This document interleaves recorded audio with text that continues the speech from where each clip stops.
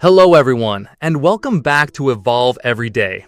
Have you ever wondered how you could enter a state of deep meditation, not just on a cushion, but anytime, anywhere, in the middle of your everyday life?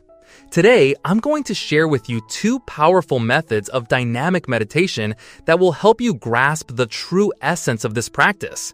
You'll begin to realize that at any moment, in any place, meditation is possible. When you master this, your life will step into a completely new dimension. You won't be the same person you were before. You'll slowly begin to experience a profound sense of peace and complete joy in every single present moment, while welcoming a flood of new inspiration and wisdom into your life. So listen closely to what I have to share today. Trust me, this will be one of the greatest catalysts on your path of self-evolution. If you commit to practicing these methods for a while, the change you see in yourself will be undeniable. Right now, one of the biggest challenges we all face is the steady decline of our ability to concentrate. That feeling of not being able to control your own thoughts, the constant storm of emotions that arises, it's all a consequence of this lack of focus, this absence of freedom in our own awareness. You could say our mental fortitude is just too weak. This is why more and more people are turning to meditation, hoping to find a way to quiet the mind. But why do so few people actually manage to maintain a consistent, high-quality daily practice? The reason is that we haven't truly understood the real nature of meditation. We've turned it into a rigid, formal, and sometimes even mystical ritual. If you want to become a true practitioner of meditation, the very first thing you need to do is shatter your preconceived notions about it. Ideas like you must sit cross-legged in a designated spot, close your eyes, hold your hands in a specific mudra, light incense, play special music, or even change into certain clothes. The moment you believe that you can only meditate when a checklist of external conditions is met, you've already strayed from the path.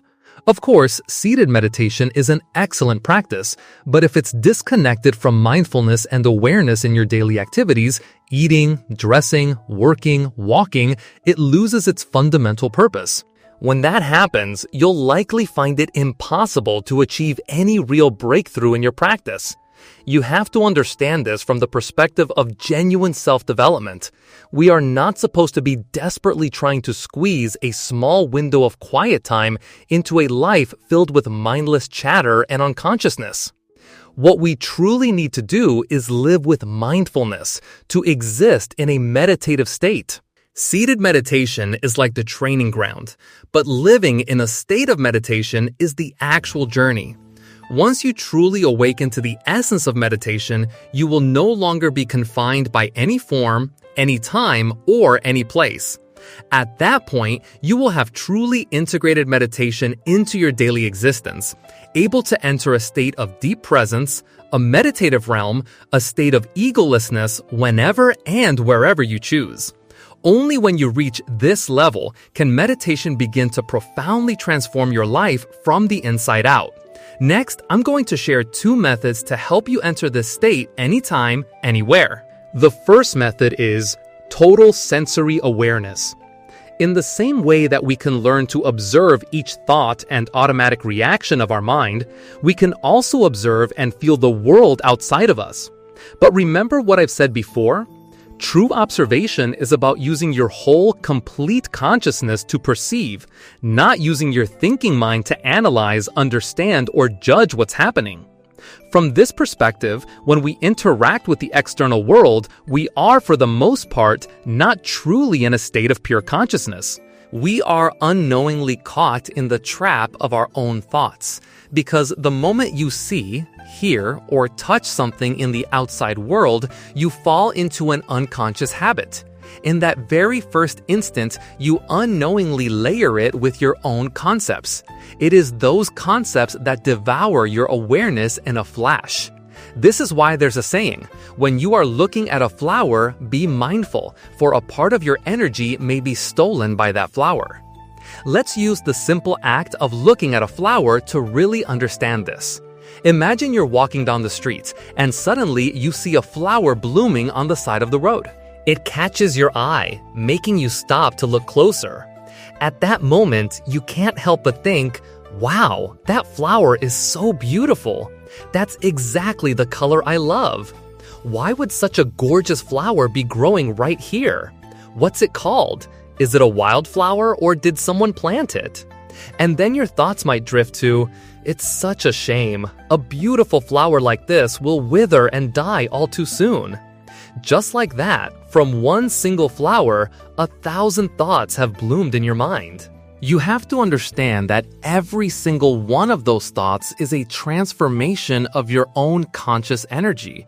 The moment you claim those thoughts as your own is the exact moment your consciousness begins to dissipate.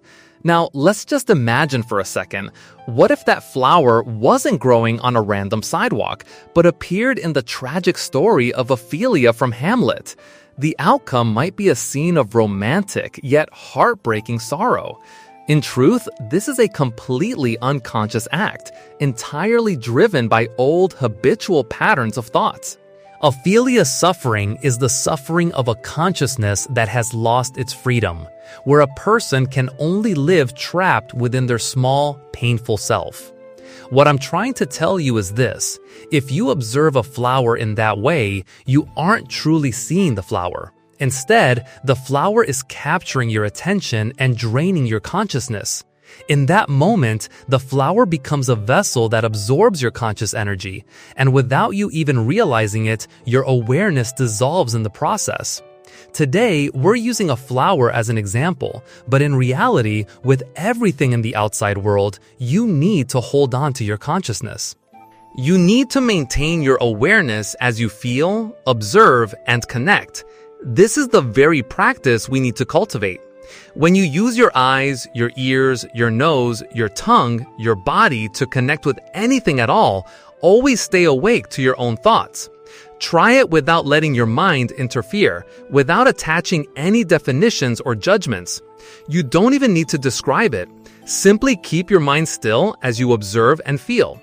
What you're meant to experience is a state of complete focus, a space where no thoughts or mental clutter can enter, just your pure, vibrant consciousness alive in the moment. This practice of full sensory perception is actually a form of mindful, dynamic meditation that you can bring into your everyday life.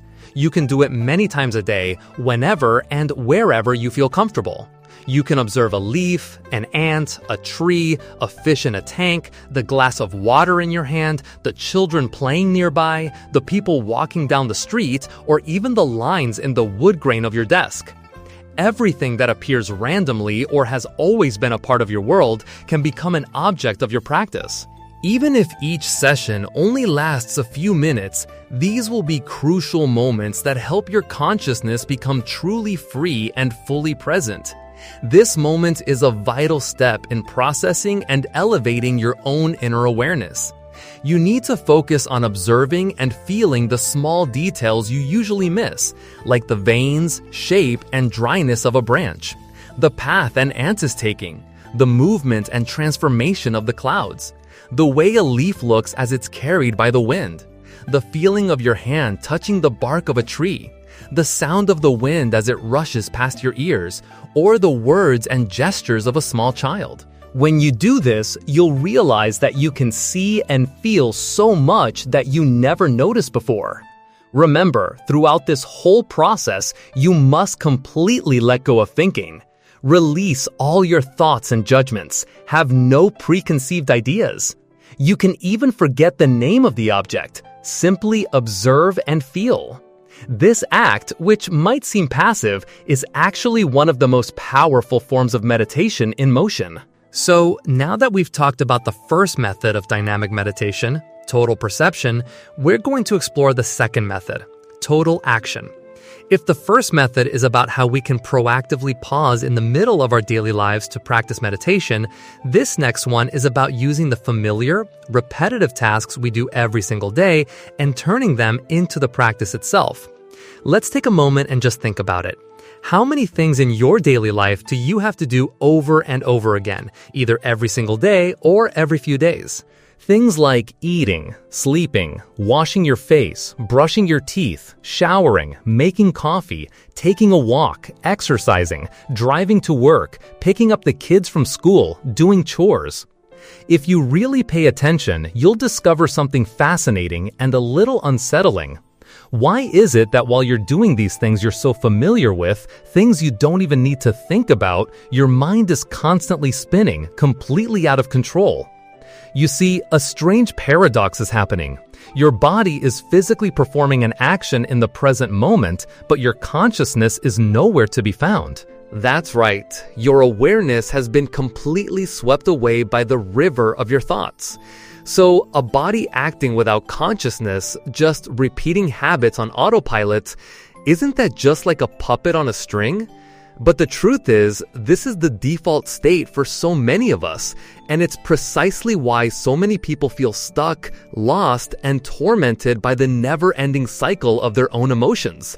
Take eating, for instance. We've been eating for decades, but in reality, most of us still don't know how to truly eat. The rhythm and speed of our eating are completely dictated by the thoughts racing through our minds. We aren't actually experiencing the flavor of the food, nor are we even aware of how full we're getting. The root cause of all this is simple. We place absolutely zero attention on the act of eating. Our consciousness should be centered on the meal, but instead, our entire awareness has been devoured by the thoughts in our head. That stream of thought keeps us living in an imaginary past or a fantasized future, while our bodies just mechanically go through the motions in the present. And remember this, every single thought that arises has the potential to be the source of an emotion. If you think about the past, about things that have already happened, you'll feel sadness, melancholy, maybe even depression. If you think about the future, about things that haven't happened yet, you'll feel anxiety, unease, and fear. Therefore, during these daily tasks that are so familiar we don't need to use our thinking mind to perform them, we can practice detaching from the stream of thoughts and bringing our full consciousness into the present moment. This is the second form of dynamic meditation I want to share with you all, the practice of mindful action. The practice itself is incredibly simple. When you're doing something that doesn't require step-by-step thinking, you just consciously detach from your inner monologue. You don't let any other thoughts intrude. You simply pour your entire attention into the process itself. Let's use showering as an example. Ask yourself this, do I really need to use my shower time to think? Especially when those thoughts are just the same old reruns, they don't lead to any real action, and they often just stir up chaos and negative feelings. The answer is no. Instead, quiet your mind and transform your shower time into a moment of pure meditation. And what's more, true wisdom and inspiration rarely come from a mind that's constantly churning. They arise in the space and stillness we create when we allow our minds to become empty. While you're in the shower, bring your entire focus to the physical sensations, the feeling of the water on your hair, your face, and your skin, the sensation of your hands moving across your scalp and your body. Pay attention to the temperature of the water, the feeling of the soap on your skin. Watch the way the water flows from the shower head and listen to its sound. At the same time, however, you must remain vigilant, aware of any sudden thoughts. Recognize immediately when the thinker has reappeared. When you become aware that you are thinking, don't judge yourself or try to force the thought away. Simply acknowledge it and then gently guide your attention back to the sensations in your body, back to the present moment, and continue to immerse yourself in the process of showering. You do this again and again. And it's not just for showering. When you can apply this state of total awareness to your everyday life, you'll realize that the very moments you used to get lost in chaotic thoughts or negative emotions can become incredible opportunities for meditation. You don't need to drop everything and find a quiet place to sit and meditate. Right there, in the middle of the most repetitive daily tasks, you can practice detaching from the stream of thought, stepping into a state of full awareness, and experiencing a profound stillness within your mind. This is the absolute best training for strengthening your focus and your presence in the real world. Of course, it's incredibly difficult to instantly change habits that have been built over decades. So, I suggest starting with something manageable, like setting aside one day a week as your mindfulness day. On that day, just try to bring that sense of detached awareness into your everyday activities. Or, even simpler, pick just one routine thing you do every day, like eating lunch, taking a shower, going for a walk, or brushing your teeth. And right before you begin, just gently remind yourself, I'm about to have a mindful lunch, or I'm going to take a mindful shower. By choosing just one small act each day to perform with total presence, you'll start to see that this practice isn't some far-off, mystical thing. It's right here, in the smallest details of your life. Everything truly begins with the simplest steps. And when you've practiced this long enough, when you can freely step into that state of full-body awareness and act with complete conscious intention, you'll find that sitting down for formal meditation later on feels so much lighter, so much more effortless. It's then that you'll truly feel the wisdom in Lao Tzu's words. The master observes the world but trusts his inner vision. He is open to the mystery. It's only when we release our desperate need for a certain outcome that we can finally witness the profound magic woven into everything. Finally, I want to emphasize one more thing. Today, there are a million different meditation guides out there, but you only need to remember one core principle. The more complicated something sounds, the more shrouded in mystery it is, the further it is from the truth. Those are just words, just surfaces. If you had to boil down the essence of meditation to a single sentence, it would be this: to step away from the river of your thoughts and consciously connect with that vast, silent space within, a place beyond the boundaries of the thinking mind. It is right there, in that stillness, that a miraculous transformation happens, and a deeper awareness begins to awaken. If you've made it this far, it's for a reason.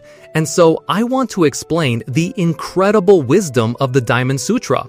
So many people have read it countless times, even memorized it, yet still struggle to live a fulfilling life. Be patient, and I will walk you through the Diamond Sutra and its true wisdom from beginning to end. There's a powerful ancient saying, true teaching can be said in a single sentence, while false teachings fill 1,000 books. The great path is always direct. It isn't meant to be overwhelmingly complex. I'm going to break down the Diamond Sutra in a simple, understandable way that you can truly absorb. If you can genuinely grasp this, you are so much closer to a profound awakening. The entire Diamond Sutra really revolves around one concept: emptiness. This is the ultimate tool to help us break our attachment to the ego. The heart of the sutra can be summed up in these 4 lines. The first line is, if a bodhisattva holds to the perception of a self, a person, a living being, or a life, that person is not a bodhisattva. So what does this mean? The perception of a self is the clinging to the idea of a separate I, believing that this body, this combination of senses is me, that this ever-changing mind is my mind. From this, a powerful ego is born, creating all sorts of division. Because of this illusion of a me, we foolishly cling to it, giving rise to distorted views, selfish desires, and arrogance. A distorted view of self means you believe your perspective is the only truth.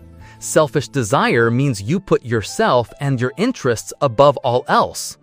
Arrogance is that feeling of superiority, refusing to admit when you are wrong or less skilled than another. The perception of a person is the division between me and them. When we meet someone we like, we pull them close. When we meet someone we don't, we push them away.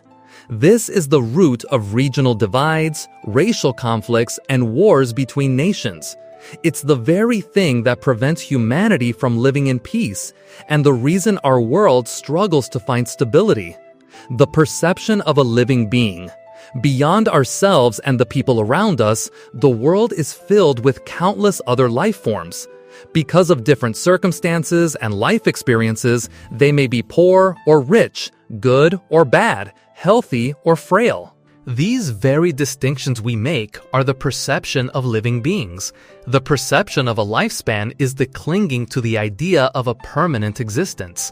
A human life is just a few short decades, but we all crave a sense of eternity. This is especially true for those who have achieved great success. They have status, wealth, and they don't want to leave this world. The emperors of old were obsessed with finding immortality. Some cultures believe that having children to carry on the family name is a way to extend one's own life. Others want to build a business empire to leave a lasting legacy. All of these are expressions of clinging to the perception of a lifespan. These four illusions, you see, they encompass every attachment we could possibly have in this world. And if you cling to them, you can never truly be free. But when you look closer, you realize that all four of these traps are really just one: the illusion of the self, the ego. This is the absolute root of all our suffering. We become so attached to our bodies, our status, our careers, our families. And because of this attachment, we live in a constant state of worry, terrified of losing it all, never able to find a moment of peace. That's the torment born from desire. Then, when life throws a wrench in our plans, when things go wrong, we're flooded with resentment and anger. Our inner world is a storm of bitterness and pain. That's the torment born from hatred. We see someone else succeed, get some recognition, and even if it has zero impact on our own lives, we feel that sting of bitterness in our chest. That's the torment born from jealousy. And when someone dares to criticize us, our pride feels wounded. Our sense of self-importance is threatened. That's the torment born from arrogance. The profound message from this ancient wisdom is about dismantling that ego, shattering that attachment to I, me, mine, and realizing a state of egolessness. This doesn't mean you cease to exist. It means you finally let go of the tight, desperate grip you have on the idea of yourself. When someone criticizes you, that immediate feeling of being hurt, that urge to blame everything and everyone else, that's your ego's defense mechanism kicking into high gear. We've become absolutely obsessed with how other people see us. So many people live their entire lives as a performance, desperately trying to earn the approval of an audience that's barely paying attention. Their happiness isn't real until it's been posted, validated, and liked by others. They can't stand being misunderstood or criticized, so their emotions are on a roller coaster, constantly dictated by the expressions on other people's faces. This is the life you lead when you haven't truly grasped the freedom of egolessness, when you haven't understood the fundamental truth of existence. You have to anchor your own heart, become the master of your own inner world. You can't control what other people say, but you can absolutely control the runaway thoughts inside your own head. If you genuinely want to help others, you have to be strong enough to endure the hardships that come with it. You have to learn to let go of your self-importance. The bigger your ego, the smaller your capacity to truly make a difference for anyone else. You can only work on yourself. You can never force another person to think or act the way you want them to. The only thing you can do is break out of the prison of your own mind, overcoming one challenge at a time to shatter these illusions, and in doing so, finally unshackle yourself from the endless cycle of suffering. Then there's the second powerful teaching. If you try to see me in a physical form or seek me through a sound, you are on a mistaken path and can never perceive the true nature of reality. What on earth does that mean? Think about it. So many people walk into a place of worship, light a candle, and bow before a statue, truly believing that this simple act will magically grant them their wishes. But this is a profound misunderstanding. In reality, many people aren't praying for guidance or wisdom. They're trying to place an order for their own selfish desires. They're asking for wealth, for fame, for things they haven't earned. I mean, if all it took to become successful and happy was to light some incense or say a few words, then why would any of us bother to work hard, to strive, to become better people? If you carry that true, enlightened nature within your heart, you will see it everywhere, all the time, like an old, familiar friend. You don't need to constantly bow and scrape before a friend you know so well. But if your heart is empty of that truth, you could perform rituals every single day, and it would be utterly meaningless. So what is this true nature?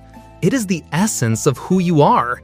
It's the authentic self that is already whole, already complete. When your heart is aligned with it, you are seeing your true self. So this teaching is a reminder to stop looking outside and turn your search inward. Your inner world already has everything you need. You, yourself, are the source. To seek enlightenment is to seek it within your own heart. That is the real treasure. So many people complain that the world has given them too little, but they never stop to ask if their own perception is the problem, causing them to miss the very things that could have been theirs all along. The journey inward is the path. And self-reflection isn't about blaming yourself for where you are. It's about reclaiming the immense power that has always belonged to you. When you accept great responsibility for your life, you unlock great power. And the third teaching, the mind of the past cannot be held. The mind of the present cannot be held. The mind of the future cannot be held. What does this mean? Why are all three of these states of mind impossible to grasp? Let's start with the past. What's done is done. It's over. No matter how much you long for it or regret it, you can't change a single second. It's like crying over spilt milk. You can't scoop it back into the glass. What you need to do is get up and pour a new glass, not sit there and mourn the puddle on the floor. Next, the present. We're always told to live in the present, and that's not wrong, but you have to understand that time never stops. It's a mighty river flowing forward day and night without pause. The moment you try to grasp this moment, it's already slipped through your fingers. In the very instant you perceive now, it has already become the past. It's like the old story of the man who dropped his sword into a lake from a moving boat. He cleverly carved a mark on the side of the boat, thinking, "This is where I'll find my sword." But by the time he made the mark, the sword was long gone, resting at the bottom of the lake while the boat continued to move. What he needed to do was dive in the very instant he dropped it, not rely on a useless mark on something that was constantly changing its position. And finally, that brings us to the future. What is the future? It's simply what hasn't happened yet, and because it hasn't happened, it holds infinite possibilities. Every action you take, every word you speak, even every single thought you have right now is shaping that future. So what good does it do to worry about it? The timeless wisdom here reminds us of a profound truth. The past cannot be recovered. The future cannot be predicted. And the present is constantly slipping away into the past. Therefore, the most important thing is to live fully in each and every present moment. Of course, living in the present doesn't mean chasing fleeting pleasures or just accepting your fate without any thought for tomorrow. There's a Zen saying, when hungry, eat. When eating, just eat. When sleepy, sleep. When sleeping, just sleep. This is the very heart of living in the present. But we so rarely truly live in the present, do we? Think about it. When we're on the toilet, we're scrolling through our phones. When we're eating a meal, we're watching videos. When we should be sleeping, we're lost in social media. Even when we're doing just one thing, our minds are flooded with 1,000 unrelated thoughts. While studying for an exam, we're consumed with anxiety about not having enough time. During a job interview, we're paralyzed by the fear of rejection. While trying to rest, our minds race with thoughts of unfinished work. This is the definition of not living in the present. We often hear the term mindfulness. In reality, this is simply the practice of living in the present moment. Mindfulness has two core elements, awareness and acceptance. First, we have to become aware of everything happening inside and outside of ourselves, from our innermost thoughts and bodily sensations to the environment around us. Next, we need to accept what is happening without judgment. Whether it's joy or pain, we don't resist it and we don't run from it. In short, living in the present means bringing your full attention back to yourself, completely aware and accepting of everything that is happening right now. It doesn't mean being reckless or forgetting the past, nor does it mean you stop planning for the future. It simply means you don't treat what has passed or what is yet to come as if they are the current reality. Because in this moment, right now, the past is only a memory and the future is only an imagination. This brings us to a final, powerful teaching. All conditioned things are like a dream, an illusion, a bubble, a shadow, like dew or a flash of lightning. Thus should you view them. We all know the world operates on countless laws, from the sun rising and setting to the seasons changing to ants gathering food and birds migrating. But on the whole, everything in this world can be divided into two types: conditioned phenomena and unconditioned phenomena. Conditioned phenomena are things created by cause and effect, everything we can see, touch, and feel. But their true nature is impermanence. They are like a dream, a water bubble, a reflection in a mirror, the morning dew, a flash of lightning. In the blink of an eye, they are gone. Therefore, we are taught to contemplate this fleeting nature so that we no longer cling to things that can never truly be held. Everything arises from external conditions, so you can never find its true source out in the world. To help us understand the mistake of seeking externally, some beautifully subtle examples were given. Think of a dream. When you dream of something joyful, you feel bliss. When you have a nightmare, you feel terror. If you dream of a delicious feast, you might even wake up with your mouth watering. But when you open your eyes, it's all empty. Or consider a reflection in a mirror. When you look at yourself, making a funny face in a funhouse mirror, the image looks like you, but it isn't you. It's just an illusion. Or like a soap bubble, reflecting a rainbow of colors within it, but one touch and it vanishes into nothing. It's like a shadow. Wherever you go, it follows, but it is not you. Or like a drop of dew. When the sun rises, it instantly disappears. Those who don't wake up early might never have even seen it exist. And finally, a flash of lightning. It comes and goes so fast, the thunder hasn't even had a chance to sound. All of these are conditioned things. They are tangible, yet they are fleeting. They appear and then they vanish, just like the cycle of life and death, revealing the impermanent nature of all things. So, what this all calls for is a shift in perspective, to see the world through the lens of wisdom, allowing everything to exist exactly as it is, and accepting the impermanent nature of life itself. If we can hold this view as we face every situation, we free ourselves from attachment and, in turn, from suffering. Just think about it for a moment. When you're pursuing something, if you truly understand that it isn't solid, that its existence is just a temporary result of various conditions, and that even if you get it, it will inevitably change, you won't be chained to it. You stop being a slave to material things, and instead, they begin to truly serve you. Let's take an example. Someone chasing power.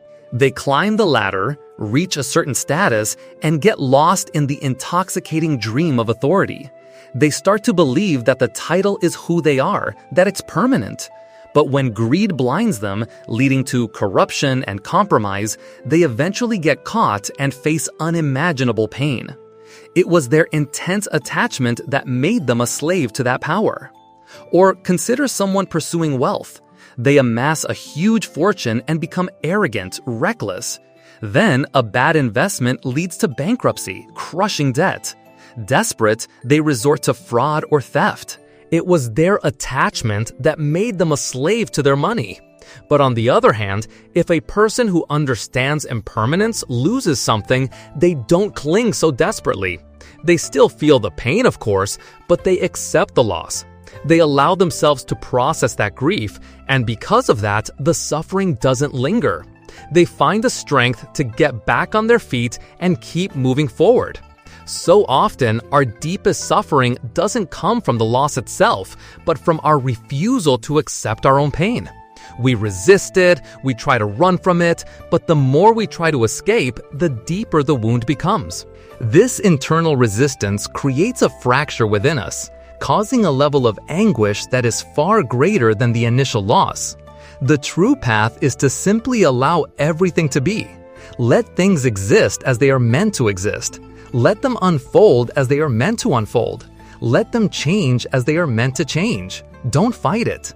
When you can embrace the world with a heart that is vast and open enough to hold everything, what is left that can possibly cause you to suffer? In essence, these lessons can be summarized in 4 stages of liberation.